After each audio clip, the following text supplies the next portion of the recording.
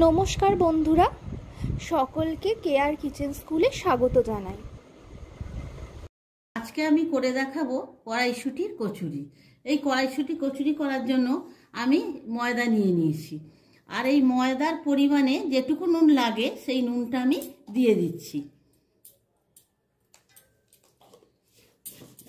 নুন দিয়ে দিচ্ছি এবং এইটা ময়ান দেওয়ার জন্য আমি 5 চামচের মতো তেল দিয়ে দিচ্ছি। এতে সাদা তেল।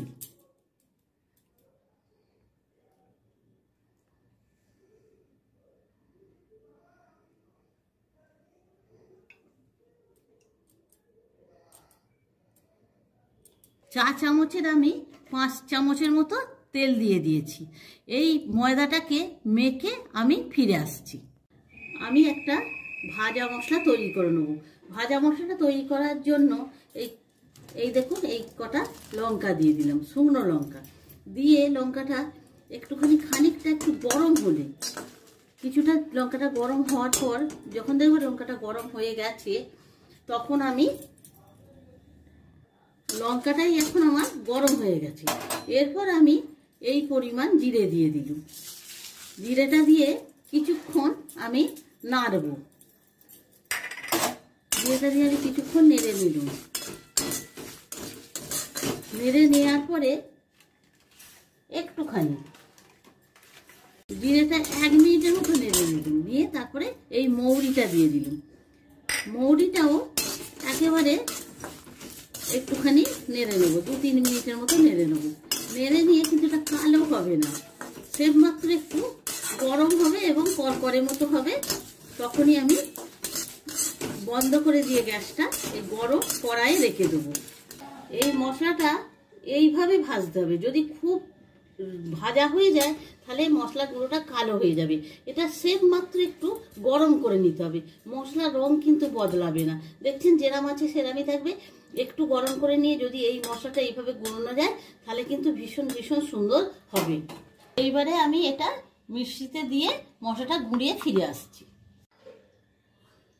মশলাটা গুঁড়োবার পর এইরাম দেখতে হবে, একেবারেই কালো হবে না এবং একটা সুন্দর সেন্ট আসবে। কড়াইশুঁটিগুলো দিয়ে আমি পুর তৈরি করব বলে আমি কড়াইশুঁটিগুলো পেস্ট করে নিয়ে ফিরে আসছি। পুরটা তৈরি করার জন্য আমি কড়াইয়ে একটু তেল দিচ্ছি। তেল দেওয়ার পর তেলটা গরম হয়ে, আমি কোনো ফোড়ন এতে দেবো না। তেলটা গরম হয়ে গেলেই আমি তেলটা এখন গরম হয়ে গেছে। এবারে আমি এই কড়াইশুঁটিটা পেস্ট করে নিয়েছিল সেটা আমি কড়াইয়ে দিয়ে দেবো। এখন কিন্তু আমি সাদা তেল ব্যবহার করেছি।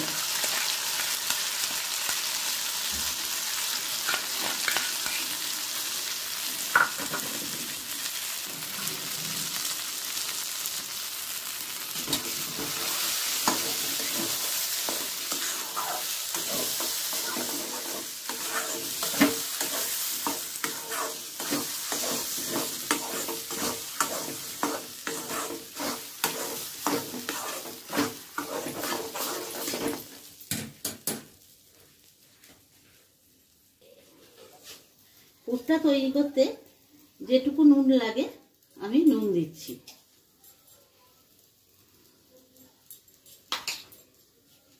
এই ছোট চামচটার আমি 2 চামচ নুন দিয়েছি। আমার গ্যাসটা একেবারে তুলে দেওয়া আছে, কারণ এই পুরটা জল মারার জন্য।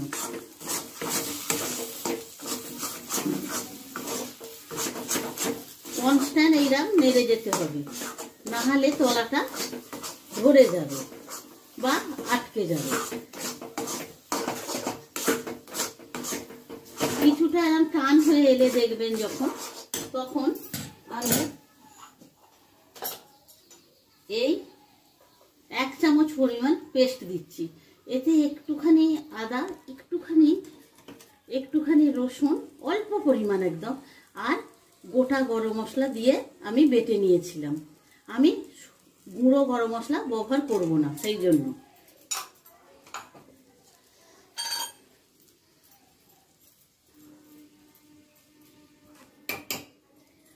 এই চামচটারই 1 চামচ একদম ভর্তি করে গুঁড়ো মশলা দিলাম। এই গুঁড়ো মশলাটাতে দেয়া আছে লঙ্কা, মৌরি আর জিরে, আর ওই জন্য লঙ্কা আলাদা করে আমি ব্যবহার করব না।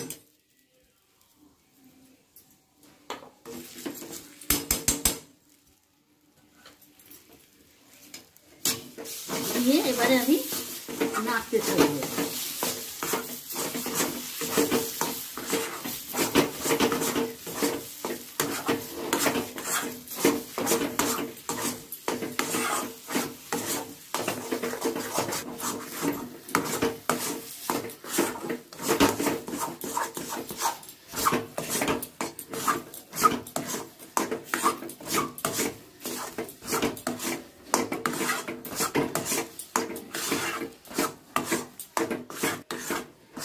এইটা একেবারে আপনারা কনস্ট্যান্ট নাড়তে থাকবেন, নেড়ে নেড়ে নেড়ে জলটা যখন শুকোবে তারপর আমি ফিরে আসছি।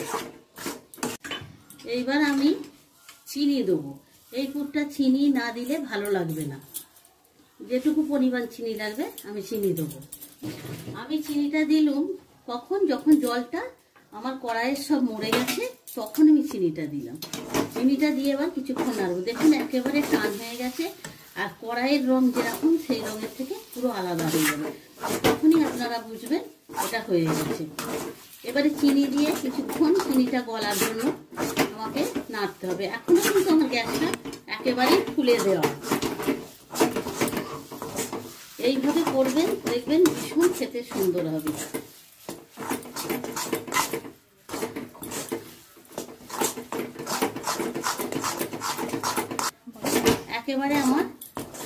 একেবারে আমার কড়াইশুঁটি পুর তৈরি হয়ে গেছে।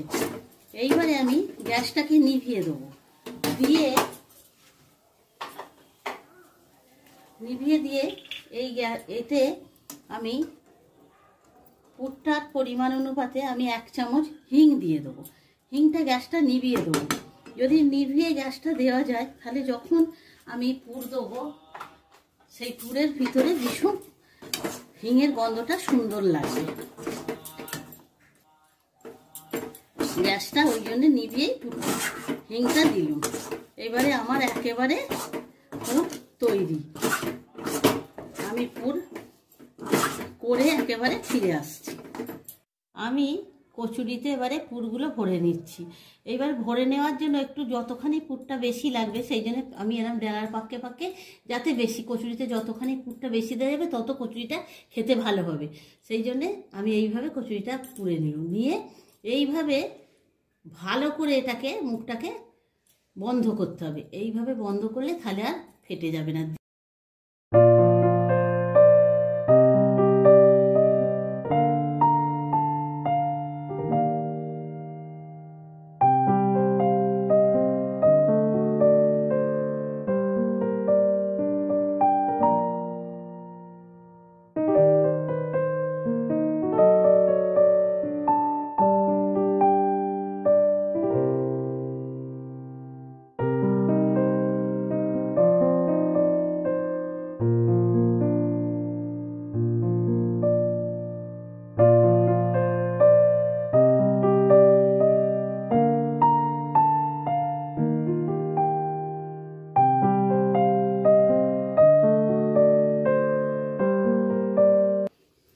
কচুরি ভাজার জন্য বেশ কিছুটা তেল দিয়ে দিয়েছি এবং তেল এখন মোটামুটি গরম হয়ে এসেছে। কচুরি ভাজার জন্য গরম হয়ে এসেছে।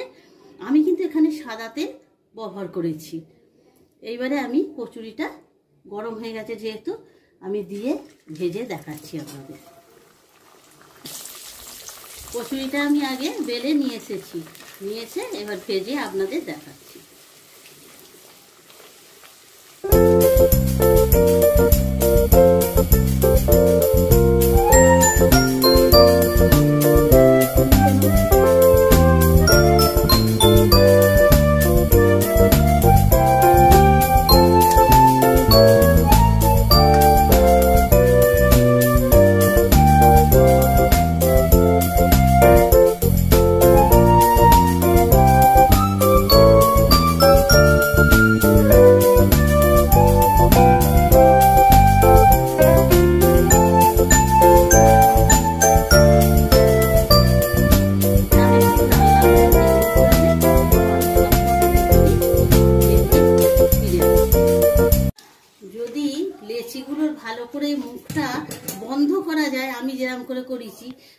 দেখুন তেলে একটুও তাহলে বেরোবে না ফেটে।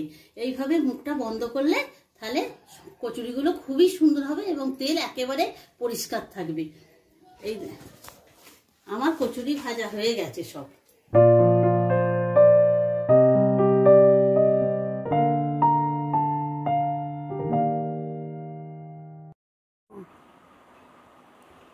এই পথটি কমপ্লিট হয়ে গেছে। পথটি বাড়িতে সকলে ট্রাই করবেন। কেমন লাগলো আমাকে কমেন্ট করে জানাবেন। আমার চ্যানেলটি লাইক, শেয়ার, সাবস্ক্রাইব করে আমার সাথে থাকবেন। এতক্ষণ আমার সাথে থাকার জন্য সকলকে ধন্যবাদ। সকলে ভালো থাকবেন,